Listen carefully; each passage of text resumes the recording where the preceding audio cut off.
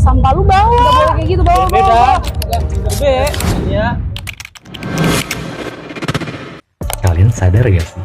Satu bungkus sampah plastik yang kalian buang sembarangan itu bisa bertahan selama 400 tahun. Dan ya, Indonesia sekarang menghasilkan sekitar 64 juta sampah plastik setiap harinya. Wah, lumayan ya. Dan jujur, masyarakat sekarang masih kurang sadar akan pentingnya buang sampah pada tempatnya. Tapi tenang, video ini bukan untuk nyalain kalian. Ya, video ini bertujuan untuk edukasi tentang pentingnya buang sampah pada tempatnya.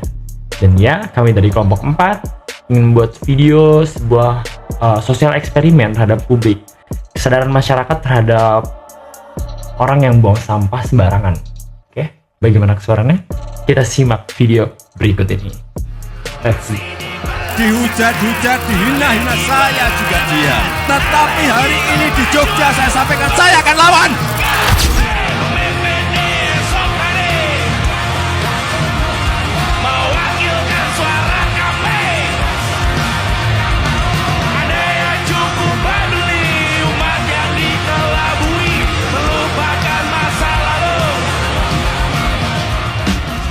Assalamualaikum warahmatullahi wabarakatuh. Waalaikumsalam. Oke, kali ini kita balik lagi di kelompok 4 ya. Untuk materinya sendiri kita itu tentang gimana sih sosial eksperimennya ya. Sosial eksperimen itu tentang respon masyarakat terhadap penegakan hukum atau kayak simpelnya orang-orang ini punya awareness gak sih terhadap hukum yang udah ada. Kita ambil paling gampangnya apa?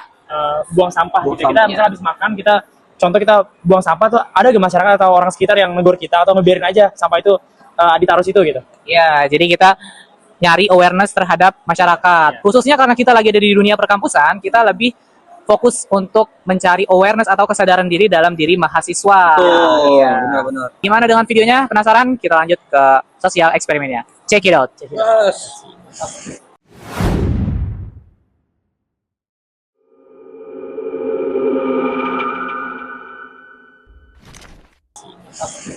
Gimana kita? Makan-makan. Ya.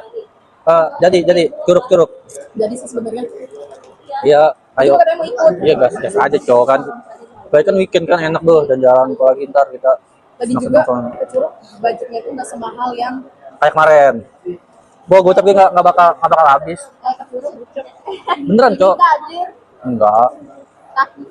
Ada yang landai. Takut getar begini. Kita cari perjalanan yang landai. Curug Ciberem enak, tapi dia kan ada 2 opsi lewatnya. Nanti gimana jadinya kita? Ke Daun aja yuk. Habis 200.000 mah habis. Oh iya. Ya kan pasti jajan Secara- pengen ini, pengen itu. Secara sih. Ya. Soalnya kasihan. Iya, sian yang nganggur ya. Oh gitu. Emang nganggur punya duit. Tahu kan. Enggak. Soalnya ada yang nganggur tinggal nadam doang, ada. Ada gitu. Tapi dia kan anak disayang. Ada bontot terakhir, adik gue Gua- bontot anak. Iya bontot terakhir. Terakhir gak sih? Apaan sih? Satu-satunya bungsu. Apaan sih? Anak bungsu itu yang pertama. Anak bungsu, anak pertama. Anak Oh iya. Masuk wajib ya Allah. Malu, gua malu. Nah, terus anak bontot ya anak terakhir. Bontot terakhir gimana maksudnya? Makanya. Enggak, nih. Anak bungsu atau atunya? Gua dulu. Anak sulung anak pertama. Gue dulu kan anak satu-satunya nih sebelum gua ada anak. Sebelum gua ada adek. Ini ya. Enggak, gue dipanggil bontot. Oh, pas ada adek, belum ada adek, belum orang tua lu buat lagi. Astagfirullah. Iya maksudnya adek. Nah, itu tadi yang gue maksud. Udah. Minum dulu, minum. Udah ini ya, udah jam 9 lewat. Baru jemput kan? Iya, Balik yuk. Ya, balik.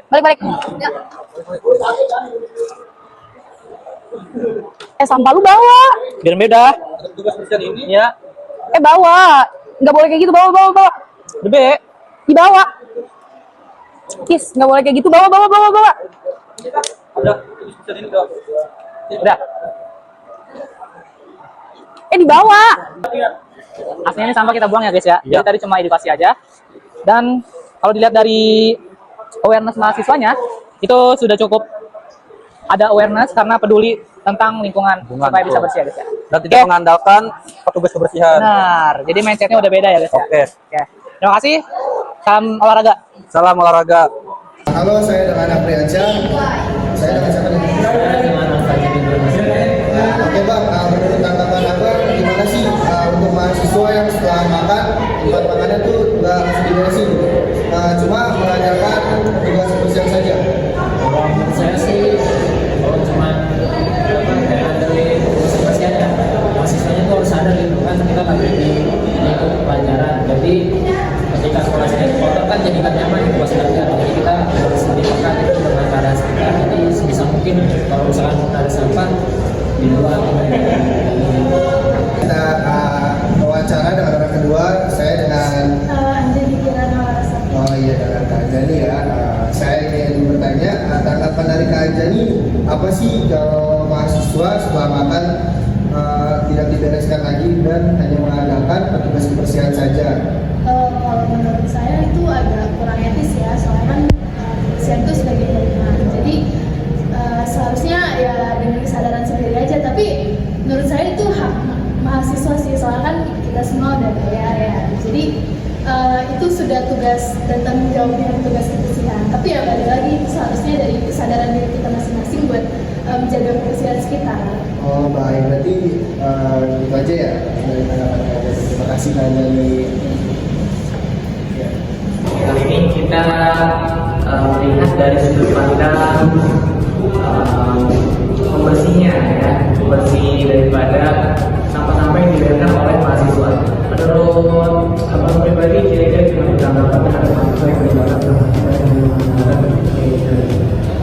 untuk saya sendiri sebagai pelaku ataupun dari segi pelayanan yang di Jepang, khususnya di Fakultas Komunikasi, itu sangat sayangkan untuk mahasiswa yang notabene sekarang sudah tahap pendidikan mahasiswa, apalagi mahasiswa yang dari segi apa ya, yang bisa dikatakan absen atau merupakan dimana harus menjadi contoh bagi semuanya lah, dan harus pola pikir atau cara ini juga harus diubah dari hal kecil. Contoh aja di dalam kelas, dari ruangan media ataupun bertemu yang pendidikan untuk mencari ilmu, tapi malah menggunakan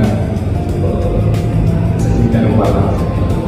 Menurut aku pribadi dari 1 sampai 10 mahasiswa itu kira-kira yang dibikin sampah itu ada berapa? Disiplin terhadap sampah dari 1 sampai 10, 2. Berarti masih banyak mahasiswa yang kurang terhadap sampah ini. Baik, itu dia tanggapan dari dokternya langsung. Kami harap untuk kepada para mahasiswa, khususnya bagi mereka, bagi kalian, bagi kita semua yang masih kurang kesadarannya untuk ditingkatkan, karena demi kenyamanan bersama, bukan hanya untuk mengandalkan, tapi yang termasuk daripada kesadaran.